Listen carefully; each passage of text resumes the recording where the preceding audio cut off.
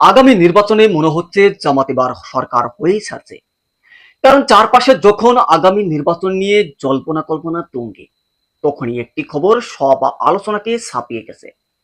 আর তা হলো বাংলাদেশ জামাত ইসলাম প্রকাশ করলো চমকপ্রদ প্রার্থীর তালিকা।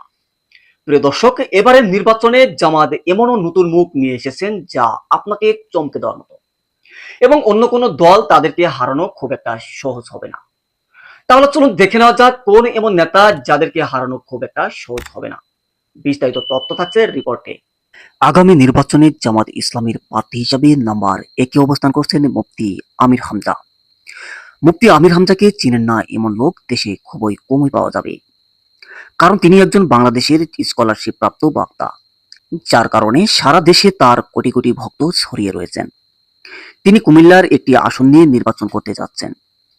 তিনি যদি কুমিল্লায় নির্বাচন করেন তাহলে তাকে হারানোর মতো কোনো প্রার্থী দেখা যায় না।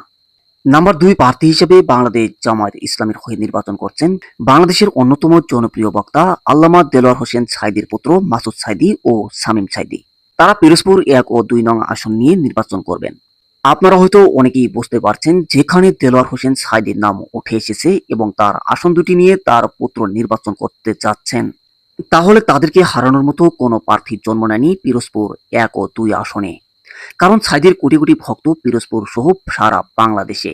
এ পর্যায়ে 3 নম্বর প্রার্থী হিসেবে বাংলাদেশ জামায়াত ইসলামের হয়ে নির্বাচন করছেন মাওলানা তারেক মনোয়ার। বাংলাদেশের আন্তর্জাতিক খ্যাতিসম্পন্ন বক্তা মাওলানা তারেক মনোয়ার। তাকে চেনেন না বাংলাদেশের এমন কোনো লোক নেই। তিনি এবং সাঈদী একসাথে বাংলাদেশের প্রতিনিধিত্ব করছেন। তারেক মনোয়ার একজন বাংলাদেশের বিশ্বস্ত বক্তা এবং তার কোটি কোটি ভক্ত রয়েছেন এদেশে। বর্তমান তিনি লক্ষ্মীপুরে 3 আসন নিয়ে নির্বাচন করতে যাচ্ছেন।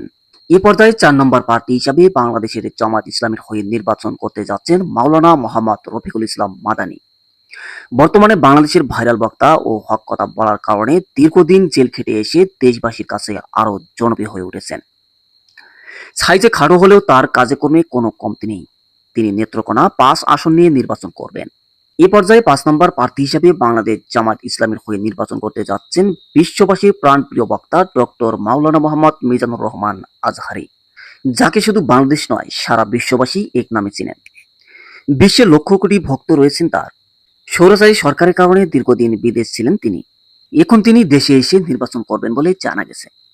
তিনি যদি নির্বাচন করেন তাহলে বাংলাদেশের কোনো প্রার্থী তাকে হারানোর মতো জন্ম নেয়নি। সম্মানিত ভিউয়ার্স, বাংলাদেশের জামাত ইসলামীর নির্বাচন নিয়ে আপনার মতামত কি এবং আপনার প্রিয় বক্তার নাম কি অবশ্যই কমেন্টে বলে যাবেন। তো দেখা হচ্ছে নতুন কোনো ভিডিওতে, সে পর্যন্ত ভালো ও সুস্থ থাকবেন। ধন্যবাদ।